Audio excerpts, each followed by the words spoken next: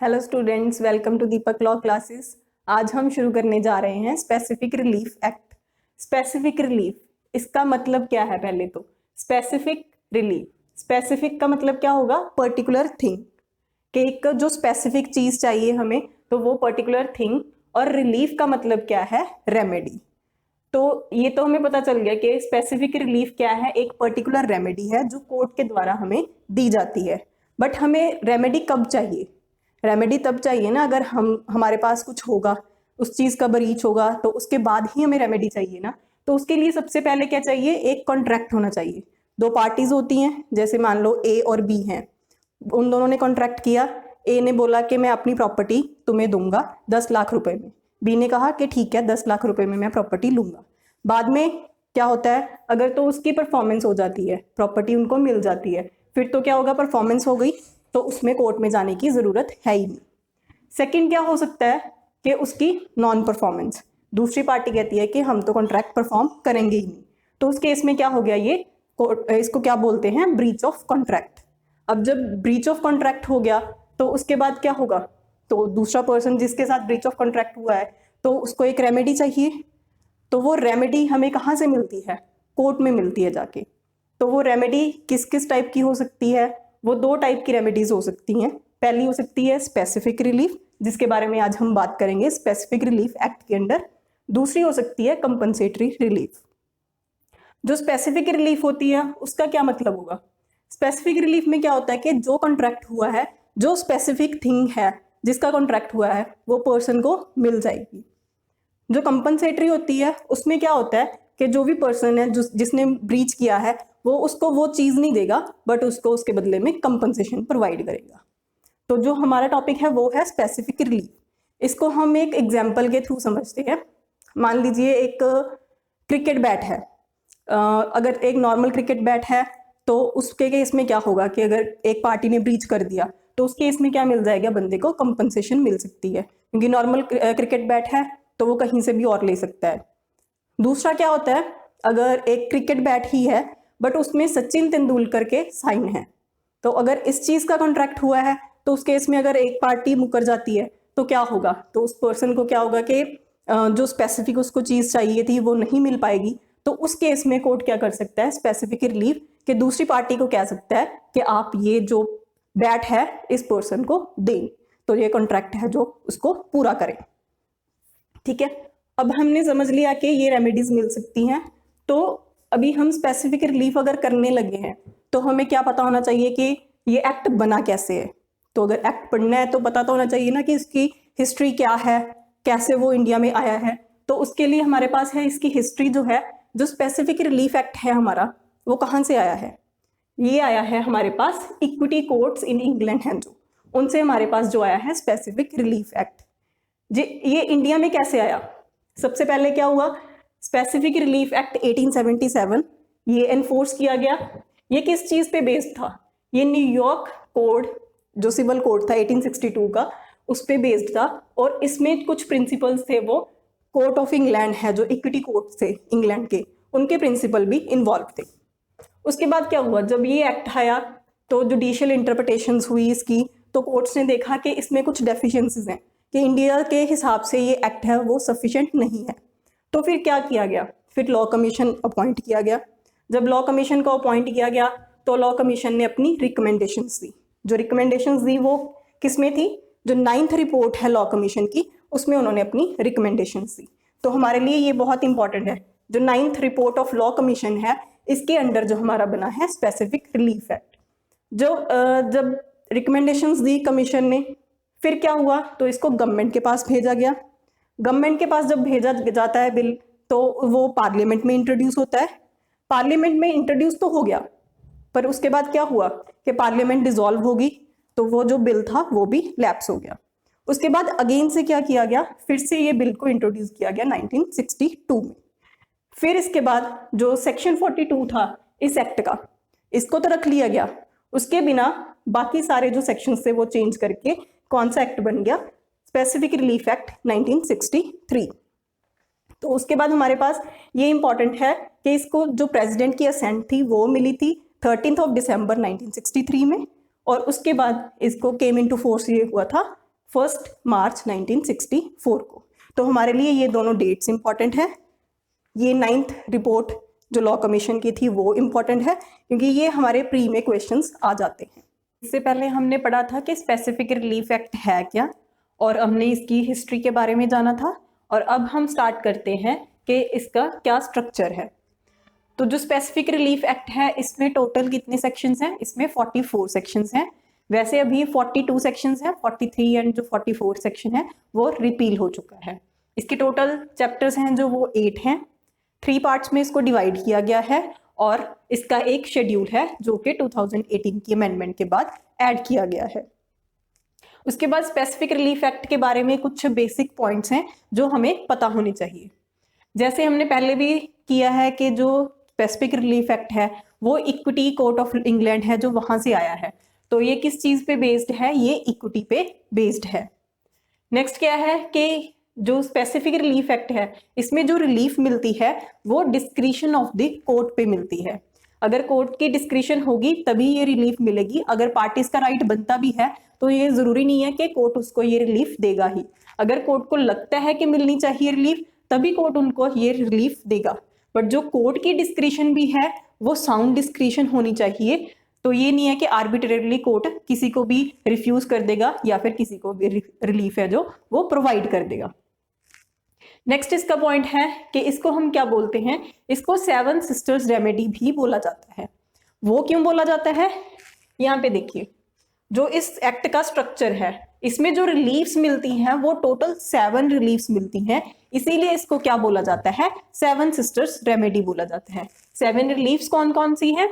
First है recovery of possession of property. Second हो गया specific performance of contracts. Third है rectification. Fourth rescission. Fifth cancellation. Sixth है declaratory decrees and 7th is injunctions. तो ये 7 reliefs की वजह से इनको क्या बोला जाता है? 7 सिस्टर्स रेमेडी बोला जाता है। नेक्स्ट पॉइंट है हमारा कि यहाँ पे positive as well as negative relief दोनों ही मिलते हैं। पॉजिटिव कैसे मिलती है? जैसे ये पोजेशन ऑफ प्रॉपर्टी है, अगर प्रॉपर्टी का पोजेशन किसी को दिलवा दिया तो वो क्या होगी? पॉजिटिव रिलीफ होगी। नेगेटिव क्या है? जैसे इंजंक्शन, किसी को रिस्ट्रिक्ट कर दिया तो वो क्या बन जाती है? वो नेगेटिव रिलीफ बन जाती है। नेक्स्ट हमारा पॉइंट है कि ये प्रोसीजरल इन नेचर है। जो जहां पे भी हमें राइट्स एंड लाइबिलिटीज एनफोर्स होती हैं जिस भी लॉ के अंडर, तो वो क्या होता है? प्रोसीजरल लॉ होता है। तो स्पेसिफिक रिलीफ एक्ट के अंडर भी क्या है कि यहाँ पे जो राइट्स एंड रेमेडीज है, जो लाइबिलिटीज हैं वो एनफोर्स की जाती हैं, तो ये क्या बन जाता है? प्रोसीजरल लॉ बन जाता है। नेक्स्ट क्या है कि ये जो एक्ट है ये एक प्रोस्पेक्टिव एक्ट है। प्रोस्पेक्टिव का क्या मतलब है कि ये किस दिन से लागू, जिस दिन ये एक्ट बना है, जिस दिन ये लागू है उस दिन से ही जो इसकी प्रोविजंस है वो एप्लीकेबल होंगी। तो ये प्रोस्पेक्टिव है। इसका उल्टा एक क्या होता है? रेट्रोस्पेक्टिव। रेट्रोस्पेक्टिव क्या होता है? फ्रॉम द बैक डेट, कि अगर आज ये एक्ट है वो लागू हुआ है, उससे पहले भी अगर कुछ हुआ है तो वो उस बैक डेट से लागू हो सकता है, तो वो रेट्रोस्पेक्टिव होता है। बट ये एक्ट क्या है? ये प्रोस्पेक्टिव है। हमारा नेक्स्ट पॉइंट है कि ये एग्जॉस्टिव नहीं है। रीजन इसका क्या है कि अगर स्पेसिफिक रिलीफ एक्ट है, अगर इसमें कोई रिलीफ मिल रही है और किसी और एक्ट के अंडर भी किसी पर्सन को रिलीफ मिल रही है, तो वो पर्सन उस एक्ट के अंडर भी रिलीफ ले सकता है। तो सिर्फ इसी एक्ट में रिलीफ नहीं है, तो अगर कहीं और पे भी है वो रिलीफ ले सकते हैं, इसीलिए ये एग्जॉस्टिव नहीं है। मोर ओवर जो इस एक्ट का सेक्शन 2E है उसमें प्रोवाइड किया गया है कि जो एक्सप्रेशंस, वर्ड्स यहाँ पे यूज किए गए हैं स्पेसिफिक रिलीफ एक्ट में और उनका मीनिंग इस एक्ट में नहीं प्रोवाइड किया गया, तो उसका मीनिंग हम कहाँ से लेंगे? वो हम इंडियन कॉन्ट्रैक्ट एक्ट के जो डेफिनेशन क्लॉज है वहां से उसका मीनिंग लेंगे। इसी वजह से ये एग्जॉस्टिव नहीं है। उसके बाद इस एक्ट को पढ़ने के लिए हमें ये 2 मैगजीन्स हैं, इनका भी पता होना चाहिए। फर्स्ट मैगजीन क्या कहती है? He who seeks equity must do equity.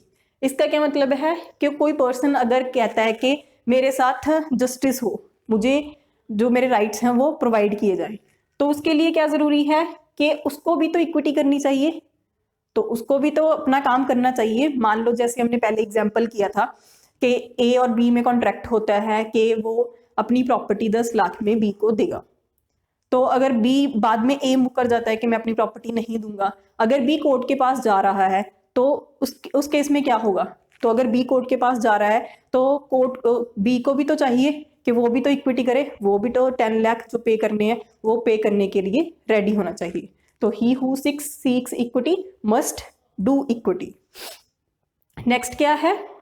He who comes to the court must come with clean hands, कि जो पर्सन कोर्ट के पास आता है तो उसको क्लीन हैंड्स के साथ आना चाहिए। यही एग्जाम्पल कंटिन्यू करते हैं, अगर ए और बी के केस ही ले लेते हैं कि अगर बी कोर्ट के पास गया है कि मेरा राइट एनफोर्स करवाया जाए, बट अगर पहले ही जो बी है उसने ही मना कर दिया कि मैं तो 10 लाख पे नहीं करूंगा, या वो पहले ही वो कॉन्ट्रैक्ट को इन्फोर्स नहीं करवाना चाहता था बट कोर्ट के थ्रू वो कहता है कि मुझे इन्फोर्स करवाना है, तो वो खुद क्लीन हैंड्स के साथ नहीं है कि पहले उसने खुद ने मना किया है। तो इस केस में क्या हो गया कि वो क्लीन हैंड्स के साथ नहीं है, तो यहाँ पे उसको स्पेसिफिक रिलीफ नहीं मिलेगा। सो उसको भी क्लीन हैंड्स के साथ होना चाहिए। He who comes to the court must come with clean hands. Next ये पॉइंट हम पहले भी कर चुके हैं कि ये जो एक्ट है वो 9th report of law commission है उस पे बेस्ड है। तो ये कुछ बेसिक से पॉइंट्स हैं जो हमें स्पेसिफिक रिलीफ एक्ट के बारे में पता होने चाहिए। इसके बाद हम देखते हैं कि इस एक्ट का ये स्ट्रक्चर कैसा है, कि इसमें कौन कौन सी रिलीफ्स मिलती हैं। जैसे हमने वहां पे देखा कि इसको 3 पार्ट्स में डिवाइड किया गया है। फर्स्ट पार्ट क्या है? इसका प्रीलिमिनरी है जो कि सेक्शन 1 से 4 तक जाता है। इस पार्ट में क्या दिया गया है? इसमें बेसिक सी चीजें बताई गई हैं कि ये एक्ट कहाँ तक एप्लीकेबल है, कब ये एनफोर्स हुआ, डेफिनेशन क्लॉज है, सेविंग क्लॉज है, तो जो ये है 1 to 4 तक इसमें बताया गया है। फिर जो सेकंड पार्ट आता है उसमें हमारी सारी रिलीफ्स दी गई हैं। इसमें टोटल 6 चैप्टर्स हैं सेकंड पार्ट में, इसमें हमारी सारी रिलीफ्स प्रोवाइड की गई हैं। फर्स्ट चैप्टर है 5 to 8, इसमें रिकवरी ऑफ पोजेशन के बारे में बताया गया है। फिर चैप्टर 2 आ जाता है, इसमें 9 to 25 specific performance of contracts की बात की गई है। थर्ड आ जाता है सेक्शन 26, ये है रेक्टिफिकेशन ऑफ इंस्ट्रूमेंट्स। रेक्टिफिकेशन क्या होता है? करेक्शन, कि अगर कोई इंस्ट्रूमेंट में पार्टी से कोई गलती हो गई है तो उसमें अगर कोई करेक्शन करनी है तो वो यहाँ पे जाके कर सकते हैं, तो ये है रेक्टिफिकेशन। फिर आ जाता है चैप्टर 4, ये है 27 to 30, इसमें रिसीशन ऑफ कॉन्ट्रैक्ट्स की बात की गई है। फिर आता है चैप्टर 5, इसमें बात की गई है कैंसिलेशन ऑफ इंस्ट्रूमेंट्स, ये सेक्शन 31 to 33 है। फिर है चैप्टर 6, ये है 34 to 35, ये डेक्लरेटरी डिक्रीज की बात करता है। उसके बाद हमारा जाता है पार्ट 3 जिसमें प्रिवेंटिव रिलीफ्स दी गई हैं, जिसमें चैप्टर 7 और 8 है। चैप्टर 7 36 to 37 है, इसमें इंजंक्शंस की बात की गई है, जेल रिलीज के बारे में बताया गया है। फिर चैप्टर 8 आ जाता है, ये 38 to 44 है, बेसिकली 42 तक है, 43 एंड 44 रिपील हो चुके हैं, तो इसमें प्रिपेचुअल इंजंक्शंस हैं उनकी बात की गई है। लास्ट में हमारा आता है शेड्यूल जो 2018 में ऐड हुआ है। ठीक है, तो ये है हमारे एक्ट का सारा स्ट्रक्चर जो हमने पढ़ना है। तो आज हम ये वाला पार्ट भी कवर करते हैं। तो आ गया कि ये एप्लीकेबिलिटीज की क्या है। एप्लीकेबिलिटी क्या है? सेक्शन 1 में ही प्रोवाइड किया गया है कि ये होल ऑफ इंडिया पे एप्लीकेबल है। होल ऑफ इंडिया पहले क्या था? ये जम्मू एंड कश्मीर पे एप्लीकेबल नहीं था, बट 2019 की अमेंडमेंट के बाद ये जम्मू एंड कश्मीर पे भी एप्लीकेबल हो गया है। उसके बाद सेक्शन 2, इसमें कुछ डेफिनेशंस दी गई हैं। और फिर आता है सेक्शन 3। सेक्शन 3 को हम बोलते हैं सेविंग क्लॉज। इसमें क्या है कि अगर किसी पार्टी को कोई रिलीफ किसी और एक्ट के अंडर भी मिल रहा है तो वो वहां पे जाके भी कोई रिलीफ ले सकता है। स्पेसिफिक रिलीफ एक्ट उसको डिप्राइव नहीं करेगा। अगर पर्सन यहाँ पे इस एक्ट में भी रिलीफ ले रहा है तो वो किसी और एक्ट में जाके भी अगर उसको कोई रिलीफ मिल रहा है तो वो अवेल कर सकता है। सेकेंड, इसी में बताया गया है कि ये जो एक्ट है ये इंडियन रजिस्ट्रेशन एक्ट है, उसके ऑपरेशन को अफेक्ट नहीं करता। जो उसकी प्रोविजंस है इंडियन रजिस्ट्रेशन एक्ट की, जो भी प्रोविजंस है वो एप्लीकेबल होंगी, उनको ये अफेक्ट नहीं करेगा, उस पर कोई फर्क नहीं पड़ेगा। ठीक है, नेक्स्ट आता है कि जो स्पेसिफिक रिलीफ एक्ट है वो क्या सिविल रेमेडी है या पीनल रेमेडी है। तो ये क्या है? ये एक सिविल रेमेडी है। पीनल के बारे में सेक्शन 4 में एक बात बताई गई है कि ये पीनल जो प्रोविजंस हैं उन पे कब एप्लीकेबल हम कर सकते हैं। जनरली क्या है कि ये पीनल जो प्रोविजंस हैं उन पे एप्लीकेबल नहीं है, ये पीनल लॉ नहीं है। बट अगर कोई एंसिलरी रिलीफ है, इंसिडेंटल रिलीफ है, तब हम इसको अप्लाई कर सकते हैं। फॉर एग्जाम्पल कि एक पर्सन कहता है कि मैं तेरे अगेंस्ट डेफेमेटरी नोट है वो पब्लिश कर दूंगा, तो इस केस में जो पर्सन है, दूसरा पर्सन, वो क्या ले सकता है, वो कोर्ट से इंजंक्शन ले सकता है कि जो ये डेफेमेटरी नोट है ये पब्लिश ना किया जाए। तो जो ये क्या था, ये एक पीनल प्रोविजन थी, तो उसको एप्लीकेबल कोर्ट कर सकता है क्योंकि ये एक इंसिडेंटल रिलीफ है, इसमें उसकी प्रॉपर्टी का कोई हार्म नहीं हो रहा है। उसके बाद आ जाता है कि इस एक्ट का ऑब्जेक्टिव क्या है, इस एक्ट को क्यों बनाया गया। तो इसका फर्स्ट ऑब्जेक्टिव क्या है कि जहां पे भी मॉनेटरी रिलीफ नहीं मिल सकता है तो उस केस में क्या हो सकता है, स्पेसिफिक रिलीफ है जो वो प्रोवाइड की जा सकती है।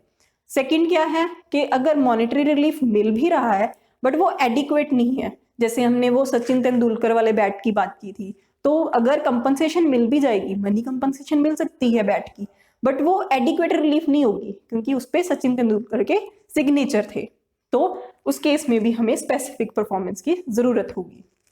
नेक्स्ट है कि जो पार्टीज के प्राइमरी राइट्स हैं उनको एनफोर्स करने के लिए भी हमें स्पेसिफिक रिलीफ एक्ट की जरूरत पड़ती है। तो हमने ये एक बेसिक सा देखा है कि स्पेसिफिक रिलीफ एक्ट है क्या। कल हम डिस्कस करेंगे section 5 to 8 recovery of possession of property. I hope कि आपको ये लेक्चर अच्छा लगा होगा। अगर आप लोगों को ये लेक्चर अच्छा लगा तो हमारे चैनल को लाइक करें, सब्सक्राइब करें, शेयर करें, और आप जो भी आगे चाहते हैं तो वो हमें कमेंट सेक्शंस में जरूर बताएं। Thank you so much.